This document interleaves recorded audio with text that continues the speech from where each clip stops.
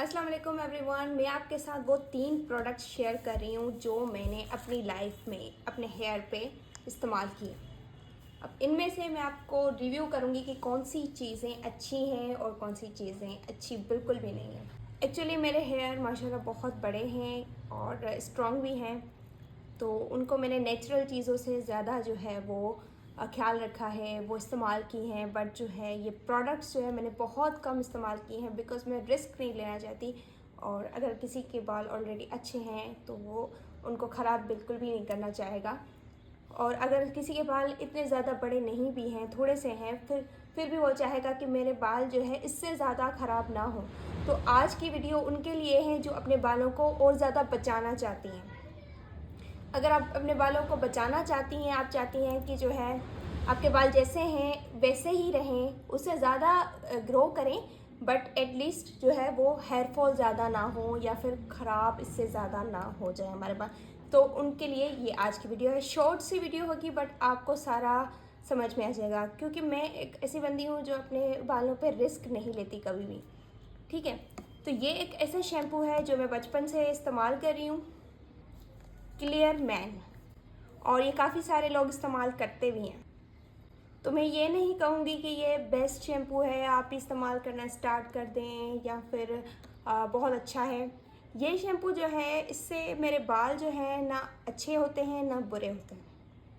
मतलब कि अगर इसके अलावा मैं कोई और चीज़ अप्लाई करूं तो मेरा हेयर फॉल हो जाता है। और वो कौन कौन सी चीज़ें मैंने अप्लाई की हैं और हेयर फॉल हुआ है और इससे मेरे बाल न्यूट्रल रहते हैं। इट मीन्स कि इसका मतलब ये नहीं है कि आप क्लियर जो है शैम्पू इस्तेमाल करना स्टार्ट कर दें। आप जो बचपन से शैम्पू लगाती थी, क्योंकि बचपन में ज़्यादातर हेयर फॉल नहीं होता, उसके बाद होता है, तो हेयर फॉल का जो है वो इसीलिए मतलब कि हेयर फॉल हो सकता है कि आपने प्रोडक्ट्स चेंज की हो। तो हो सकता है कि आप ऐसी प्रोडक्ट पे आ गई हो जिससे हेयर फॉल बढ़ता है और आपको पता भी नहीं चला, इतने ज़्यादा प्रोडक्ट्स आपने इस्तेमाल कर लिए हैं अपने बालों पे। सो मेरा मकसद ये है कि मैं बचपन से ये शैम्पू यूज़ करती थी, मैंने स्विच करने की कोशिश की दूसरे शैम्पूज़ में, बट बिल्कुल भी मुझे जो है ना रिज़ल्ट तो नहीं मिले बल्कि हेयर फॉल हो गया। अब वो किससे हुआ? ये वाला शैम्पू जिसकी बहुत हाइप है, बहुत हाइप है। मैंने भी हाइप देख के जो है वो मंगवा ही लिया, और ये था 1800 का। और अब तो मैं कहती हूँ कि इसको जो है वो हाथ साफ़ करने में इस्तेमाल कर लें, किसी भी और चीज़ में इस्तेमाल कर दें, फेंक दें, बट अपने बालों को रिस्क नहीं देना।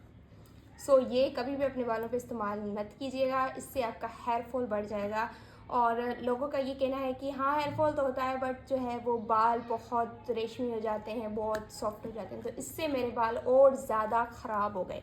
हालांकि मैंने कलर ट्रीटमेंट ली हुई थी बालों में और प्रोटीन ट्रीटमेंट भी ली हुई थी, तो मेरे कुछ बाल जो है कुछ हद तक अच्छे हो गए थे। मैंने प्रॉपर प्रोटीन नहीं ली हुई थी, कलर की वजह से जो है वो ब्यूटिशियन जो पार्लर वाली थी उन्होंने कर दी थी, तो वहाँ से मेरे सॉफ्ट हो गए थे और इसको लगाने के बाद मेरे फिर से झंड बाल हो गए, ख़राब हो गए।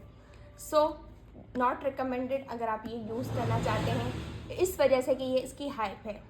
तो ये एक दिन में ही मेरे इतने हेयर फॉल हो गया था कि बस ऐसे बाल निकल रहे थे, सब परेशान हो गए कि ये क्या है। सो ऐसे ही किसी शैम्पू को इस्तेमाल मत करें। आप जो इस्तेमाल करते थे पहले जब आपके अच्छे बाल थे, वो शैम्पू आप इस्तेमाल करें। उसके अलावा अब बात करते हैं कंडीशनर्स की। क्या कंडीशनर भी यूज़ करने चाहिए या उससे भी प्रॉब्लम होती है? तो मैं ये बिल्कुल भी नहीं कहूँगी कि कंडीशनर से प्रॉब्लम होती है। कंडीशनर आप कोई अच्छा ले सकते हैं जो कि इस्तेमाल, ये भी मैंने 1 साल पहले लिया था शायद, और ये बहुत अच्छा कंडीशनर है। डॉक्टर MED का थेरापी कंडीशनर है और इसमें paraben free, sulphate free, silicon free, SLS free. अब आप इससे अंदाज़ा लगा सकते हैं कि मैंने जो है वो आज तक कोई और शैम्पू स्विच नहीं किया। मैंने मैकले लंडन जो है वो भी इस्तेमाल करके देखा अभी अभी। उससे पहले मैंने ट्रेसमे लंडन इस्तेमाल किया था, वो भी बहुत ही मेरे बालों को रफ़ कर देता था और हेयर फॉल बढ़ा देता था, तो तभी मैंने वो छोड़ दिया। वापस मैं क्लियर पे आ जाती हूँ।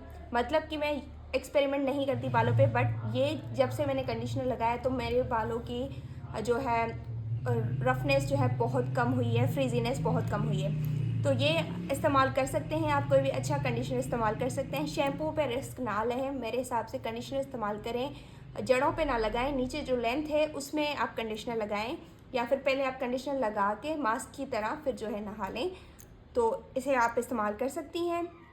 उसके अलावा टिप्स जो हैं वो मैं ऑयलिंग करती हूँ, मैं हमेशा से ऑयलिंग करती हूँ।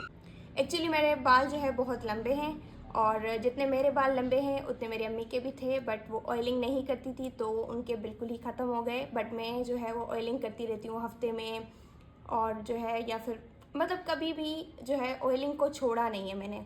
ऐसा नहीं हो सकता कि मैंने बिल्कुल ही ऑयलिंग छोड़ दी हो, बट मुझे और ज़्यादा करनी चाहिए। और इतना ज़्यादा वक्त के लिए रखना भी ज़रूरी नहीं है कि सारी रात रख दी, या 2-3 घंटे आप जो है इस्तेमाल करें और उसके बाद जो है ना आप उसको वॉश कर दें शैम्पू के साथ, तो आपका बेनिफिट होगा। ऑयलिंग कौन सा करें, मैं बचपन में जो है सरसों का तेल जो सबकी दादियाँ लगाती हैं, मुझे भी वो लगाती थी, तो वो मुझे बहुत चिपचिप करता था बालों में और बहुत फ्रीज़ लगता था बालों में। तो उसके बाद मैंने डाबर आंवला जो ग्रीन वाला है वो लगाना स्टार्ट किया। उससे मेरे बाल भी थोड़े से ब्लैक हुए। वो पहले जो है थोड़ा ब्राउनिश टोन में थे, वो नीचे से ख़राब थे, तो फिर वो ब्लैक हो गए और कुछ अच्छे भी हुए। तो मैंने अपने बालों पे सिल्कीनेस लाने के लिए कुछ घर के टोटके भी इस्तेमाल किए, तो वो मैं आपको नेक्स्ट वीडियोस में भी बताऊंगी। और एक मैंने ऑलरेडी वीडियो भी बनाई हुई है जिसमें मैं जो है वो घर के टोटकों से, एलोवेरा से और ऑयल से अपने बालों को जो है वो मास्क की तरह अप्लाई कर रही हूँ, और जो है वो चीज़ें मैं अपने बालों पे लगाती हूँ। तो वो आप मेरी वीडियो देख सकते हैं, वो मैं आई बटन में डाल दूँगी। उसके अलावा भी जो है मैं आपके साथ शेयर करूँगी कि मैंने अपने बालों पे क्या क्या इस्तेमाल किया है और क्या इस्तेमाल नहीं किया, जिसकी वजह से जो है मेरे बाल आज तक अल्हम्दुलिल्लाह लंबे और घने हैं। Thank you so much. मिलते हैं नेक्स्ट वीडियो में।